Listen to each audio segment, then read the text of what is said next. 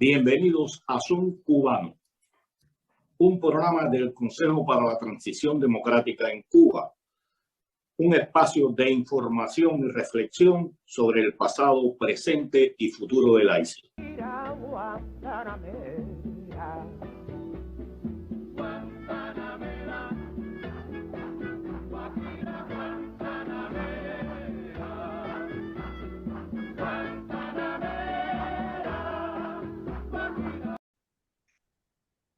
Muy buenas tardes tengan todos y bienvenidos a esta nueva emisión de Zoom Cubano. Me acompaña, como siempre, desde España, mi amigo y colega Hernán Alberro. ¿Cómo estás, Hernán? Hola, ¿qué tal, Pedro? ¿Cómo estás? Tranquilo y bueno, ya acá ahora en Miami. Desde acá, les digo, le habla Pedro Acosta Peña. Y bueno, antes de entrar directamente en el tema de hoy que tiene que ver con la economía cubana, que nunca nos vamos a cansar de hablar de ella, porque siempre se está tratando de reinventar y nunca es posible por la situación que presenta el país, fundamentalmente por el sistema económico que más la dirige. Quisiéramos, Hernán, darte la palabra para lo que ha sucedido en días pasados. Creo que es un evento muy triste para Cuba y para todos los amigos de Cuba. Sí, Pedro, te refieres precisamente a la muerte de Carlos Alberto Montaner, quien muchas veces se refirió a la economía cubana, por supuesto, en sus artículos, que sus artículos, sus libros, que desandaron la historia de Cuba, que analizaron, que nos ayudaron a comprender, y digo nos ayudaron, yo fui de los que creo que los primeros pasos de tratar de entender qué pasaba en ese país caribeño lo hice leyendo sus trabajos y su libro, ¿no? Así que evidentemente un gran hombre, un gran intelectual, un tipo respetado por todos, un tipo que podía dialogar con diferentes sectores, que tenía las ideas bien claras. Y creo que es la ocasión, digamos, que es producto del azar, que estemos hoy hablando con Elías, me parece que es espectacular porque quién mejor también para hablar de Carlos Alberto Montaner y referirse a su trayectoria y su impacto en el mundo liberal cubano que Elías Amor. Elías, ¿cómo estás? ¿Qué tal? Bueno, un saludo muy afectuoso a ti, Hernán, y también a ti, Pedro. Gracias por invitarme al programa de ustedes. Y efectivamente es una noticia triste con la que estamos empezando, pero bueno, como ustedes dicen, es una gran figura histórica que va a quedar ahí para las generaciones de cubanos que nos van a continuar en el tiempo y con una obra, efectivamente, como tú has destacado, Hernán, de contenido económico muy práctico, muy real, muy objetivo, que a muchos economistas cubanos nos ha inspirado. De hecho, yo, cuando conocí a Carlos Alberto, yo no era, en aquel momento, estaba fuera del debate de Cuba, por así decirlo. Yo estaba en España y me crié aquí y desde niño chiquito pues había hecho mi carrera como economista español en España. Y en cambio lo conocí a él, fue en el año 1989, recuerdo que fue en la maravillosa ciudad de Benidorm, en una cumbre de liberales latinoamericanos organizada por el entonces alcalde Eduardo Zaplana, y desde entonces me enamoré del pensamiento liberal. Yo era liberal, había iniciado mi actividad política aquí en España en las Juventudes Liberales de la UCD, allá por el año 77, 78, 79, y las ideas liberales de Carlos Alberto eran muy profundas, muy avanzadas para lo que podríamos denominar el pensamiento liberal clásico, y daban un salto adelante en el tiempo, vinculando elementos de institucionalización de los países, aspectos como el capital social, que son términos que los economistas liberales manejamos sin darnos cuenta de la enorme importancia que tienen. Él no, él los profundizaba y los explicaba de manera magistral. Era un gran profesor, un gran docente. Y a partir de ahí, pues me vinculé a la Unión Liberal Cubana, partido en el que he estado durante 33 años y que ahora presido.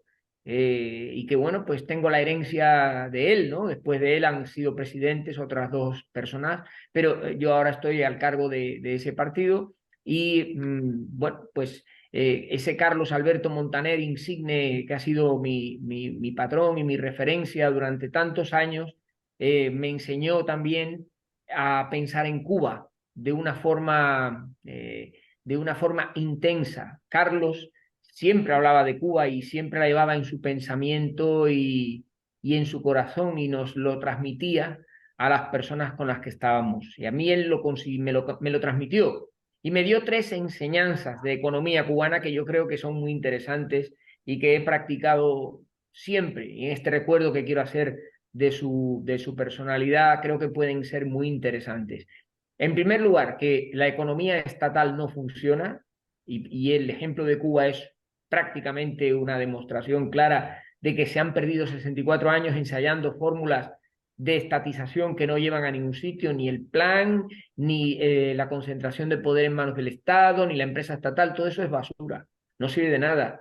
La economía la forman hombres y mujeres que tienen ganas de labrarse un futuro, que tienen ganas de trabajar, que tienen ganas de rehacer las cosas bien, de, eso sí, tener una recompensa también por hacer las cosas bien. Y esa idea yo creo que caló en mí profundamente y bueno, pues la hemos compartido.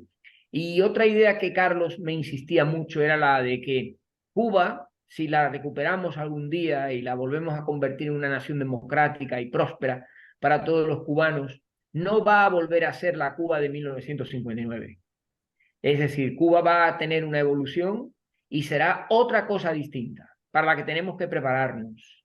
Esa enseñanza yo creo que es muy interesante porque en ese mensaje de Carlos Alberto no había ningún intento de revancha ni de volver a poner el cronómetro a cero en aquel momento horrible en el que bajaron los revolucionarios de Sierra Maestra y cambiaron todo, ¿no? No, Carlos Alberto decía, no, esto lo hemos vivido y esta vida es la que nos ha tocado vivir y nuestra obligación es ahora construir una nueva Cuba en la que quepan todos los cubanos, en la que quepan todas las opiniones, todas las formas de pensar. Nosotros somos liberales y no nos podemos excluir del resto, sino que tenemos que facilitar que todo el mundo pueda hablar, que todo el mundo pueda llegar a posiciones de consenso y eso es lo mejor que podemos hacer. Y bueno, pues con esas enseñanzas mi vida ha sido muy fructífera a su lado. Yo me considero un privilegiado de haber tenido la relación que he tenido con Carlos Alberto Montaner. Yo ahora seguiré compilando su obra. Creo que hay que hacer una labor de cohesión y de coordinación de todo lo que él dejó, porque es un capital extraordinario de información y de documentación de conocimiento que creo que no lo podemos desperdiciar. Tenemos que ponerlo en valor y reivindicarlo. Y en ese sentido, bueno, pues me parece que podría ser un buen camino, una buena forma de recuperar su persona. Al margen de eso, bueno, pues lo hemos sentido y mucho y estamos profundamente apenados y nos recuperaremos porque esto es la vida, pero el recuerdo, su presencia y sus enseñanzas nos acompañarán para el resto de nuestra vida. Gracias, Elías, por esas palabras. Y como tú dices, serias enseñanzas y profundas que ha dejado para el cubano y creo que para el mundo. Y Pues bueno, sí. aunque no lo habíamos presentado, nos acompaña nuestro gran amigo y uno de los principales colaboradores de Zoom Cubano, Elías Amor, economista y bueno, presidente de la Unión Liberal Cubana. Elías, Vale. hace unos días, Sí. hablando con alguien, o yo puse que consideraba que el señor, vamos a llamarlo señor para tener respeto y no decirle, como he dicho en otras ocasiones, lo que se merece, que el señor Díaz-Canel había tenido el peor mandato en la historia de Cuba y me rebatieron eso, que era una herencia de Fidel y de Raúl. Y yo pienso que sí, que es verdad, él tiene una herencia, pero las cosas que ha hecho, la situación que ha puesto el país con sus prácticas, que no son prácticas, son reuniones, son locuras, donde ya en estos momentos en Cuba, donde el salario mínimo es de 2.500 pesos, hay una libra de tomate, señores, cuesta 270, a partir de cómo le llamaban, la tarea de reordenamiento. Y bueno, creo que ya ha pasado un semestre y que tú hagas una pequeña valoración y bueno, me des tu criterio también sobre lo que yo dije de que yo considero que es el peor mandato presidencial en Cuba. Sí, yo creo que Díaz-Canel va a pasar a la historia como uno de los peores presidentes de la República de Cuba. Incluso los presidentes de la etapa republicana, que tanto ellos, los comunistas, no están. Estoy hablando ahora de presidentes de la época de Machado, de todo aquello, ¿verdad? Bueno, pues yo creo que Díaz-Canel, efectivamente, te doy toda la razón, en materia de asuntos económicos, ha llevado a Cuba a una situación que se parece mucho, aunque no es igual, que la que se vivió durante el llamado periodo especial. No se ha caído la URSS, evidentemente, no ha caído el telón de acero, no se ha acabado el socialismo real, no se ha derrumbado el muro de Berlín, pero Cuba se ha metido ella sola en un agujero, en un círculo vicioso que, visto desde fuera, causa alarma. Y el diagnóstico es absolutamente negativo. No hay absolutamente ni una sola variable que pudiéramos decir, mira, por aquí está mejorando. El sector externo de la economía está paralizado, no se exporta en la cuantía necesaria para obtener ingresos. Ahí está, por ejemplo, el turismo hundido, no remonta a las cifras del año 2019 en el mes de mayo, cuando ya hay países de la zona del Caribe que están muy por arriba de lo que pasó en el año 2019 y están creciendo a tasas muy elevadas. El turismo va hacia el Caribe, pero no va a Cuba. Y ese es un problema grave. Las remesas están estancadas porque tampoco puede llegar más dinero por remesas procedentes fundamentalmente de Estados Unidos y las inversiones extranjeras no acaban de cuajar, básicamente porque el modelo no las facilita. Y si ese modelo no cambia, ningún inversor extranjero va a apostar por Cuba con elementos de sostenibilidad. Por lo tanto, el sector externo está completamente dormido, muerto, enterrado. Y en el sector interno, lo que nos encontramos es un gobierno de manirrotos que gastan, gastan y gastan sin control, sin tener absolutamente ninguna voluntad de frenar esa expansión del gasto, y eso genera pues el consabido déficit público y el endeudamiento.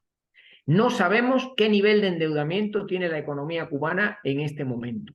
El déficit público el año pasado rondó el 12%, que es 6 veces más de lo que se supone que debe de ser el déficit que está establecido en torno a un 2% del PIB. Por lo tanto, ese déficit lo que hace es generar una presión sobre los recursos internos, que están todos en manos del Estado. No conviene olvidar que la economía cubana tiene un sector privado muy chiquitito, apenas un 13% del PIB, el 80% restante es estatal, por tanto dominan con el presupuesto toda la economía, y en ese sentido esa expansión del endeudamiento y del gasto público es la que está provocando esa inflación que rondó en el mes de mayo el 45,5 en tasa interanual, una de las más elevadas del mundo. Esto quiero dejarlo claro para que nadie se llame engaño. Cuba está padeciendo un proceso de alta inflación que se plasma, por ejemplo, en los alimentos, en los que la inflación es más grande todavía, es del 66%, empobreciendo las rentas más pobres, los colectivos más vulnerables y estableciendo una brecha entre los cubanos que tienen solo acceso a los pesos cubanos y los cubanos que tienen acceso a alguna remesa en el extranjero. Los primeros son pobres y no pueden salir de esa pobreza y no llegan ni al día 10 de cada mes porque la canasta normada cada vez es más insuficiente y no cubre las necesidades básicas. Y los segundos van descubriendo que ya no es tan fácil encontrar lo que buscan en las tiendas en moneda legalmente convertible porque están empezando a tener también problemas de suministro y de estabilidad en los suministros. Y esto, el único responsable de este desastre es Díaz-Canel. No hay otro. Es decir, no puede culpar ni al sindicato, ni a las empresas, ni a las MIPYMES, como ahora están haciendo, que desde el Partido Comunista están diciendo que las MIPYMES son las culpables de la inflación. Y no es verdad. Eso es una mentira.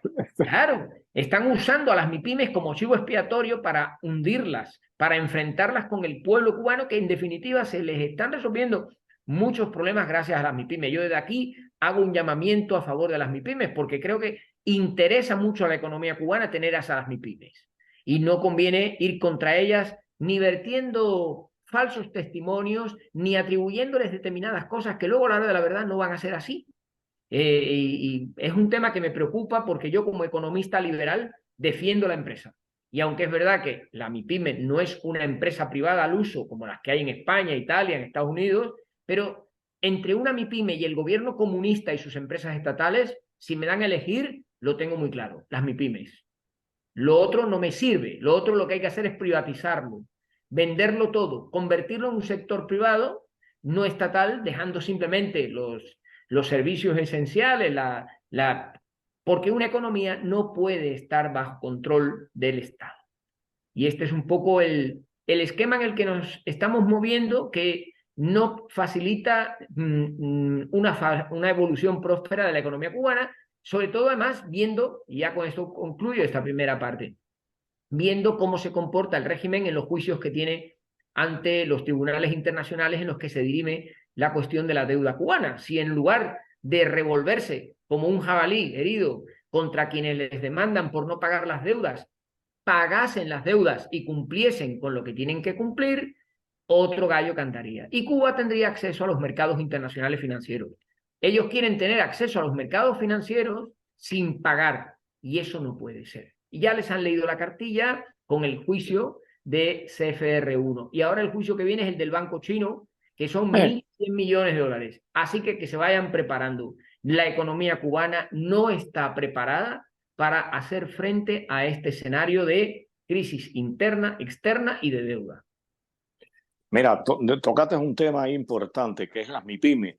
Y bueno, le van a servir, como tú dices, de chivo expiatorio para lavar un poco el desastre que ellos mismos han armado, pero además, como tú dices, solo representan el 13% de la economía, del Producto Interno Bruto, pero además están trabajando en función de los servicios. O sea, no hay un poder, no hay una industria importante que está administrada por particulares. Y aunque sabemos incluso, como tú dices, las MIPYMEs dependen del Estado porque el abastecimiento pasa por la dictadura. Y otra cosa que pienso que va a empeorar, pienso que los resultados de este juicio y ahora lo que ha hecho el otro banco chino, que le reclama más de 1.000 millones, va a alentar a que otros bancos, a que otras empresas, a que otros países le planteen querellas a Cuba por los impagos. Que brevemente, si quieres hablar un poquito de esto, antes de entrar ya. Pedro, es muy difícil que yo te diga que puede haber de reacción, porque los acreedores están afrontando la deuda desde hace 30, 35 años. Y yo entiendo que, bueno, pues no es fácil anticipar qué puede ocurrir. Desde luego, la presencia de Díaz-Canel en el foro que organizó Macron y el discurso que hizo es para que le dieran una patada y lo echaran de allí por imbécil. Porque ya que te invitan a un foro de esos, tranquiliza a los inversores internacionales como un presidente sensato y no vayas a insultar a quien te presta el dinero. Yo cuando leí el discurso de Díaz-Canel en París y la cara que ponía Macron, hay una fotografía muy buena de Macron en manga de camisa mirando para Díaz-Canel como diciendo, ¿pero este come mierda de qué está hablando aquí? Perdón por la expresión, pero es que me viene al canto de aquí. Y Díaz-Canel atacando en ese foro a los inversores que le han prestado dinero. La gente del Club de París, la gente del Club de Londres, todos.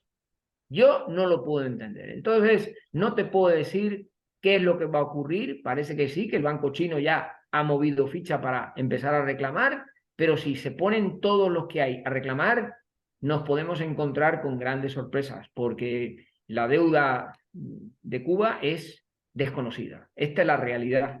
Y, por tanto, cualquier proceso de negociación o de judicialización de la deuda, pues puede llamar muchísimo la atención. La clave está en que, fíjate, Díaz-Canel no tiene acceso a los mercados internacionales de deuda. Cuba está considerada en las agencias de calificación como bono basura y no se pueden comprar esos bonos. Por lo tanto, no hay financiación, no hay manera de obtener recursos financieros para comprar petróleo, para comprar maíz, para cualquier cosa. Si el vendedor no le da crédito, Cuba no puede comprar. Ese es el drama que tiene en este momento. Mira, antes de darle la palabra a Hernán, que debe estar encasquillado ahí, hablaste de algo. Nunca, en los años 70, 79, 80, Fidel escribió un libro nombrando la deuda externa de todos los países del mundo, menos la de Cuba. Es un misterio. Sí. Pero la gente culpa al bloqueo de la situación económica cubana. Y vamos a decirle bloqueo para complacer a los revolucionarios. Pero señores, yo no soy economista, soy contador. Y bueno, sacar cuentas sí sé. Y me puse a sumar por aquí y por allá. Y al gobierno revolucionario, el mundo entero, excluyendo Estados Unidos, le ha prestado cerca de 100.000 millones de dólares. Eso es 5 veces lo que dio Estados Unidos en el plan Marcha a la Europa. Entonces, un poco la gente está engañada. Cuba, el bloqueo, el que Estados Unidos no le dé préstamos a Cuba, no tiene nada que ver con el desastre que han hecho, que uno se pregunta, ¿qué ha hecho Cuba con los miles de millones de dólares que el mundo le ha prestado? Desde luego no ha conseguido la transformación industrial de Cuba, es decir, no ha conseguido sacar a Cuba del subdesarrollo. Esa es una primera constatación. Ha creado un país dependiente del exterior, en el sentido de que la economía cubana es asombroso. Un país que saca 2 cosechas al año de la mayor parte de las viandas y las verduras, tiene que comprar en el exterior alimentos por más de 2.000 millones de dólares. Y yo me pregunto, ¿y esos 2.000 millones de dólares no sería mejor comprarlos en productos a cubanos que tuvieran explotaciones agropecuarias de escala, que suministraran pollo, que suministraran puerco, que suministraran carne de res? ¿Por qué hay que ir a comprar esos afuera? ¿Por qué hay que comprar el pollo en Estados Unidos? Que alguien lo explique, que digan alguna justificación. No hay ninguna justificación, es un derroche. Lo que han contribuido es a crear una nación que no levanta cabeza, desgraciadamente, y bueno, ¿para qué vamos a proseguir? Porque el diagnóstico ya lo hemos realizado, y en ese sentido yo considero que un país subsidiado nunca es un país que tiene plenos potenciales para desarrollarse y para crecer. Y vamos a tener que cambiar eso en Cuba en cuanto evolucionemos hacia la democracia y la libertad, porque nadie nos va a regalar nada en el mundo en el que nos encontramos. Hernán.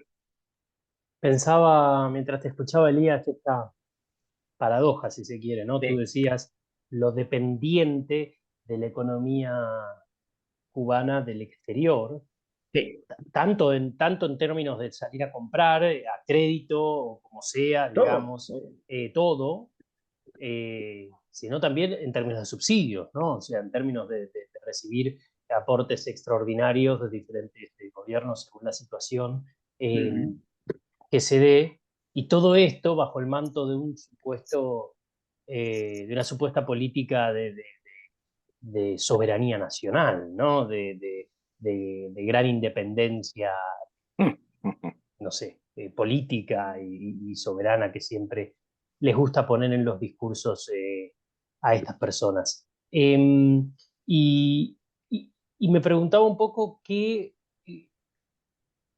A ver, la salida de Cuba la hemos hablado varias veces, ¿no? Abrir la economía, tratar de dar mayor espacio al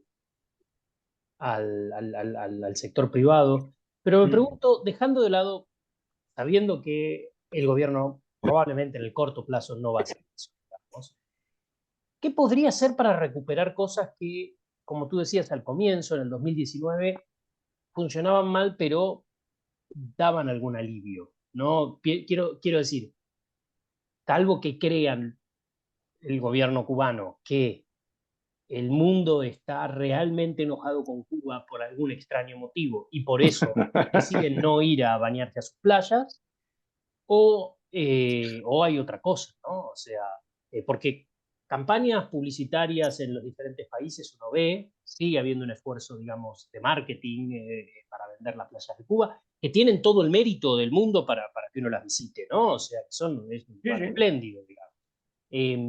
Entonces, ¿en qué está fallando en ese sentido el gobierno?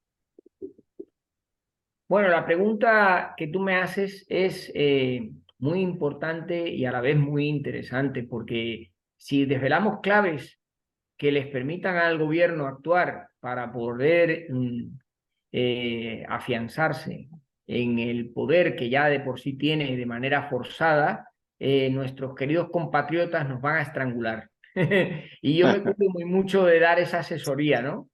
Pero bueno, en líneas generales se puede decir básicamente que tienes razón. Es decir, Cuba es uno de los países que tiene peor gobernanza en el conjunto de países del mundo. Ellos dicen que no, ellos dicen que son un país de solidaridad y de compromiso con los demás. Mentira.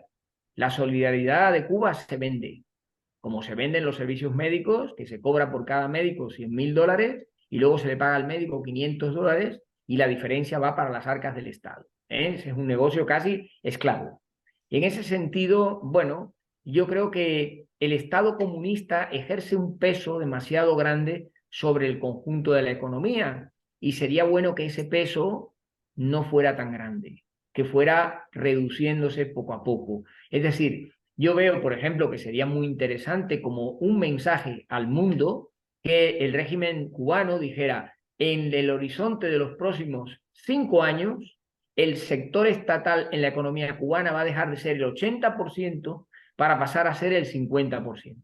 Ese mensaje yo te garantizo que tendría una captación de interés en muchísimos inversores que ahora en este momento no le prestan dinero a Cuba porque no lo devuelve. Y es porque ese paso de un 80 a un 50 del Estado en la economía, los economistas sabemos que trae consigo beneficios económicos importantes. Por lo tanto, ya tenemos en el ámbito de la gobernanza y de la estrategia que se pueden hacer cosas, se pueden hacer iniciativas que cambien mucho las circunstancias sin entrar en el debate que tú ya sabes, que hemos planteado aquí en tu programa en muchas ocasiones, que es que hay que iniciar un proceso de privatización, que hay que devolver a los cubanos la libre elección, que hay que generar el mercado como instrumento de asignación de recursos. Es decir, todo eso hay que hacerlo y eso no lo van a hacer los comunistas. Pero, en mi opinión, podrían ir dando pasos en esa dirección. Bueno, lo han hecho los vietnamitas. Los vietnamitas tienen una economía de mercado libre dirigida por el Partido Comunista, que no sabe muy bien qué partido es el que hay allí, porque pasa como en China, que los jerarcas chinos comunistas están todos llenos de dinero y no se sabe muy bien qué es lo que son, si comunistas o otra cosa, ¿verdad? En China, que es una economía de mercado libre, de las más libres de mercado del mundo. Entonces, no digo yo que se transformaran, ¿verdad? Estilo chino, vietnamita, que no lo quiero eso para Cuba, ni mucho menos, pero se podrían ir dando también pasos en esa dirección. Creo que eso también le beneficiaría mucho a Cuba en términos internacionales. Y, por supuesto, pagar las deudas. Yo recomendaría pagar las deudas, sacar dinero de donde sea, establecer una estrategia de conciliación con los países a los que se les debe dinero, reconocer que hay unas deudas ahí, aflorarlas, publicar estadísticas de deudas cubanas que no se conocen, no hay estadística oficial de lo que Cuba debe, y poner el contador a cero en el tema de la deuda.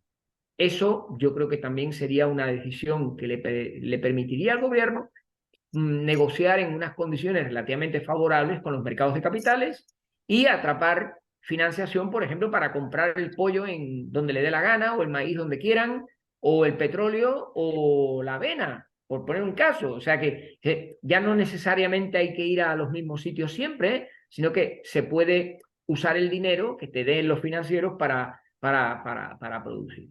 Y yo creo que con esas tres líneas se podrían hacer muchísimas cosas que no se hacen porque, para empezar, el régimen comunista no quiere que el pueblo cubano se empodere no quiere que las MIPYMES cubanas se empoderen, no quiere que los arrendatarios de tierras se empoderen, no quiere que las cooperativas no agropecuarias se empoderen, quiere que ese sector no estatal esté bajo control y sometido a un poder político e ideológico que es el que tiene a este país absolutamente abandonado de la mano de Dios. Creo que este sería un poco el enfoque, ¿no? Sin darles las ideas de qué hacer, que no creo que sea nuestro papel, pero bueno.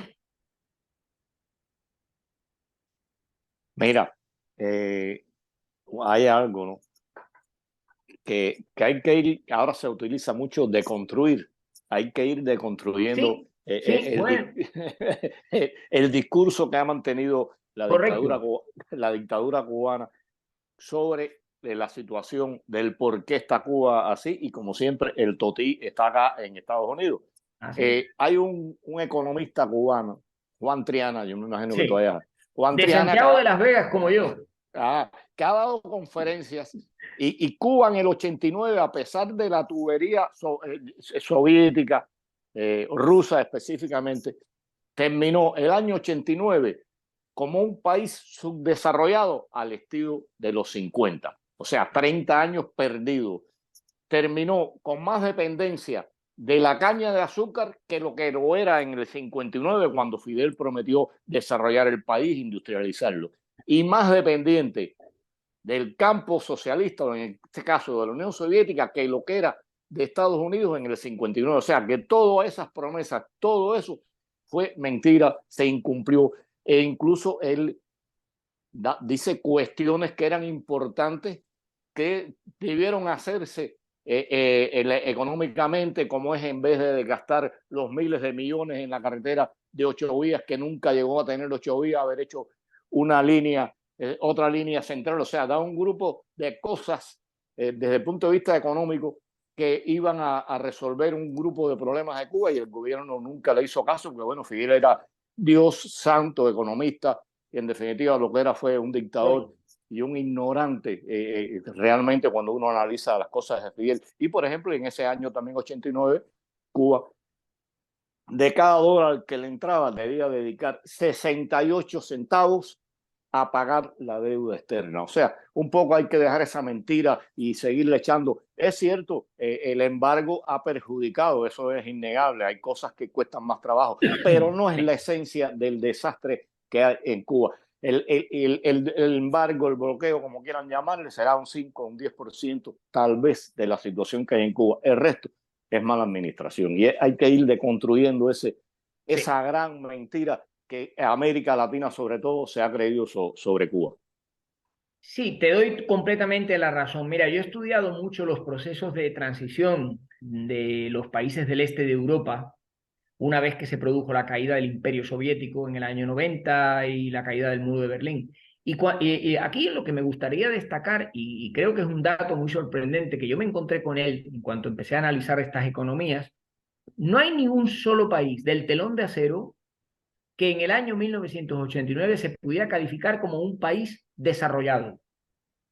Es decir, los países que estaban bajo el imperio del telón de acero de Rusia, de URSS, que tenían que estar obligados al comercio del came, que era una porquería, porque era un comercio de pajarera que no servía para nada, y algún día explicaremos qué es eso del comercio de pajarera. Esos países, Hungría, Rumanía, Checoslovaquia, Polonia, Letonia, Estonia, Lituania, todos esos países del este de Europa estaban atrasados, no tenían el nivel de desarrollo que tenía, por ejemplo, España, que España es también de los que se transforman en los años 60 del siglo pasado. Tampoco nos creamos que España es un país de gran desarrollo industrial. No, para nada. Yo viajaba en esa época, viajaba a Hungría, que era uno de los más adelantados, que había economía de mercado, y viajaba, por ejemplo, a Polonia, Alemania del Este. Tú viajabas a Alemania del Este y lo que veías era cochambre.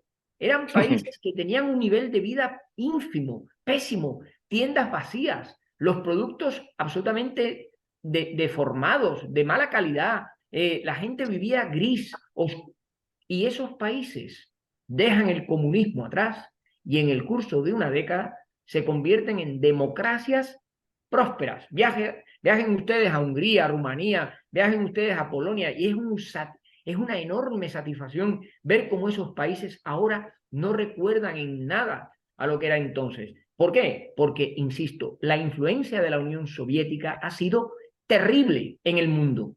Ha sido el imperio más fagocitador que uno se puede imaginar. Y esa Unión Soviética comunista, marxista y leninista que nos aplastó al pueblo cubano desde el año 59, ahora se llama Vladimir Putin. Y está intentando poner en marcha una estrategia similar. A mí esos viajes del Titop, del tipo que va a Cuba a decir que hay que aprender a hacer las MIPYMES y todo, yo a eso le tiro una trompetilla cubana, porque ese tipo es un vulgar comunistoide que se ha hecho rico a base de especular y de... Ahí sí que hay especulación, no los pobres infelices cubanos que los meten en la cárcel, los chivatos del barrio, porque los pillan diciendo que están vendiendo a precios especulativos. Mentira, venden a los precios que pueden vender los pobres infelices porque los costes se los comen. Ahora, me hace gracia esos rusos que van a Cuba a dar lecciones. ¿Lecciones para qué? Diría Fidel Castro, ¿verdad que sí? Pues yo es que no entiendo, no puedo entender que los cubanos puedan tener una relación, en este caso Díaz-Canel, ir a beberle a Putin, hacerse una foto con un criminal de guerra que va a ser juzgado en el Tribunal Penal Internacional. Pero vamos a ver, es que a Díaz-Canel no tiene asesores que le digan que eso es una barbaridad, que no hay ningún presidente de América Latina que haga esos estipendios absurdos. ¿Para qué? Para nada, porque no le van a dar nada. Rusia no da, Rusia extrae. Los países que estaban bajo la esfera de Estados Unidos se convirtieron todos en potencias desarrolladas a lo largo del siglo XX. ¿Por qué no se habla de eso? Inglaterra estaba destruida, Alemania destruida, Francia destruida, Italia. Es verdad, el plan Marshall, pero óyeme, se han convertido, bueno, fueron naciones desarrolladas y muy avanzadas bajo la influencia de los Estados Unidos. De ahí luego vinieron los dragones asiáticos, hasta la propia China. China se desarrolló gracias al apoyo de los Estados Unidos. Luego, ¿qué apoyo dan los comunistas soviéticos? Ninguno. Si lo que habría que hacer es espantarlos de Cuba, que no volvieran a aparecer por allí, pues ahí tenemos de nuevo cómo le van dando a la maquinita para atrás para ver lo que sacan de maní y no sé lo que, no sé lo que van a dar con él. A mí me preocupa, sinceramente, ¿eh? Me preocupa porque los países del este de Europa, cuando tú hablas con un, yo qué sé, con un serbio mismo, y le preguntas y te dicen, no, los rusos aquí nos sacaron todo lo que teníamos, acabaron con nosotros. Es muy interesante lo que decís, Elías, y de hecho se conecta un poco con lo que estaba pensando preguntarte, porque está claro, digo, todo lo que tú dices, sabes que estamos de acuerdo respecto de Putin, hemos dedicado varios programas a eso, hemos dedicado incluso un programa a las visitas que tú en parte recién mencionabas, no sé cómo decirlo, si temibles, ¿no? De Lavrov y compañía, digamos, de los iraníes, o sea, pasaron todos por Cuba, ¿no?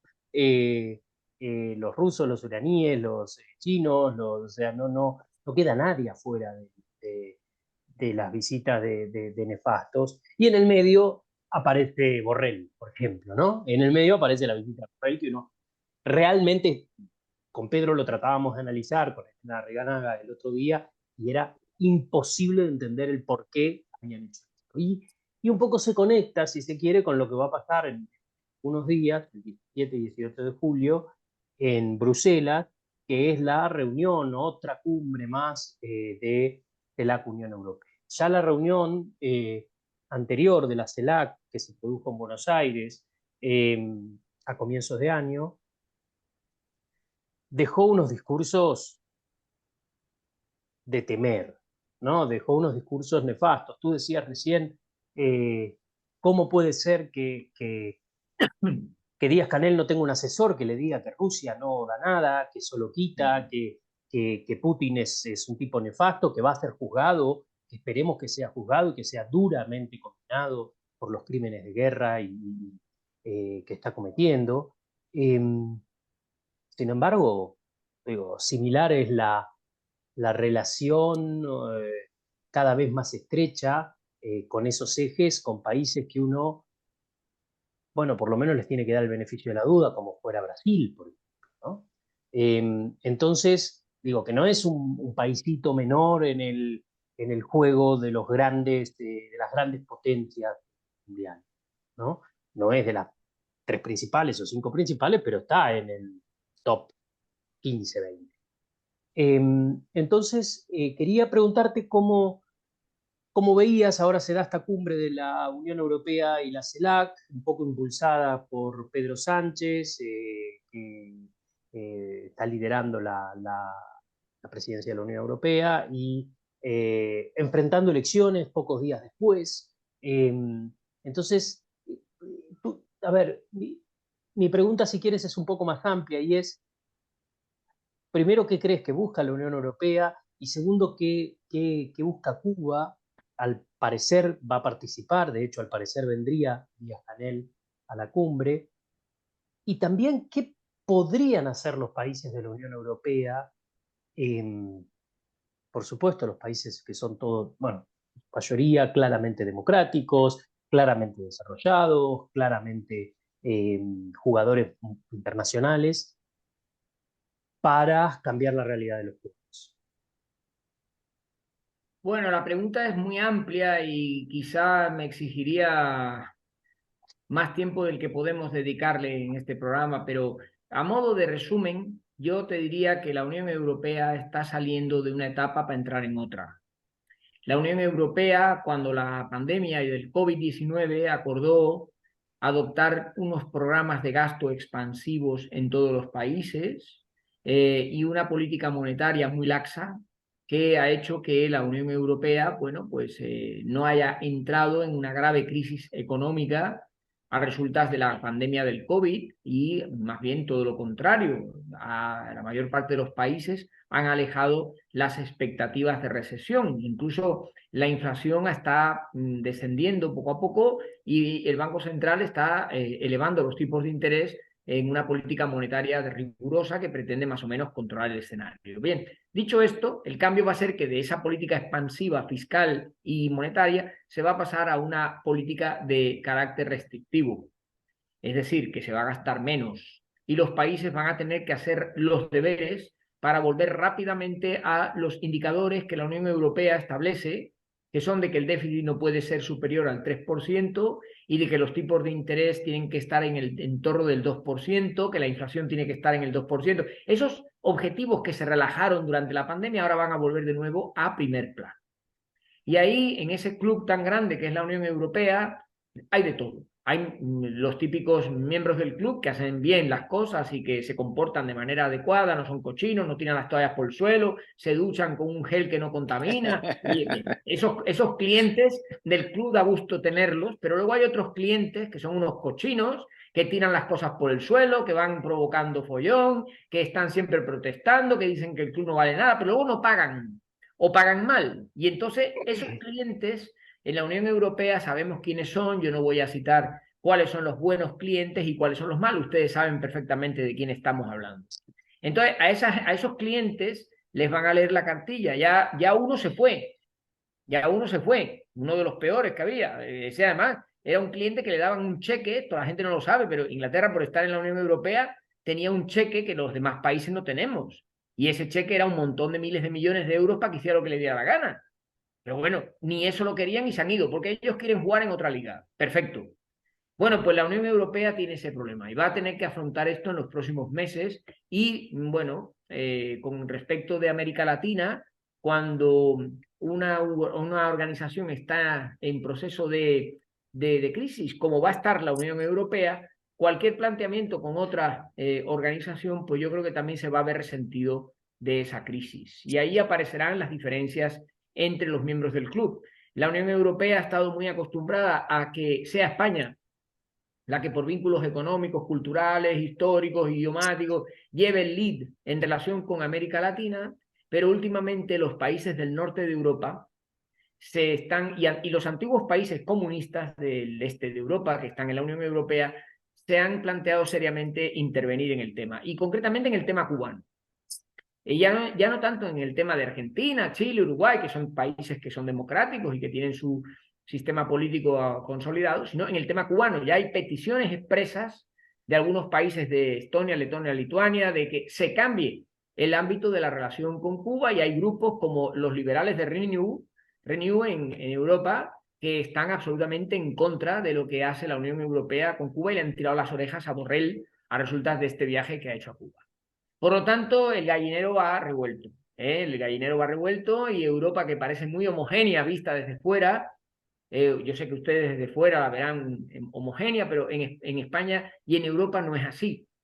Hay grandes diferencias de un lado para otro y los países de la Unión Europea, hay unos que tienen una inflación todavía del 27% y hay otros como España que ya la tienen cerca del 2%. Entonces, ese marco es muy abierto, muy grande. Las diferencias entre los estados que hay en la Unión Europea es mucho mayor que la que hay entre los estados dentro de Estados Unidos. Y bueno, pues esto aflora tensiones y creo que esas tensiones se van a ver en la CELAC.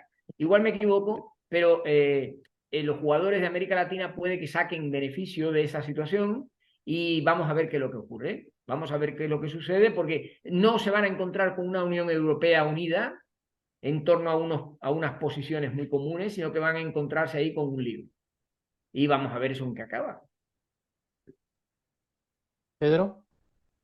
No, pensando estaba, ¿no?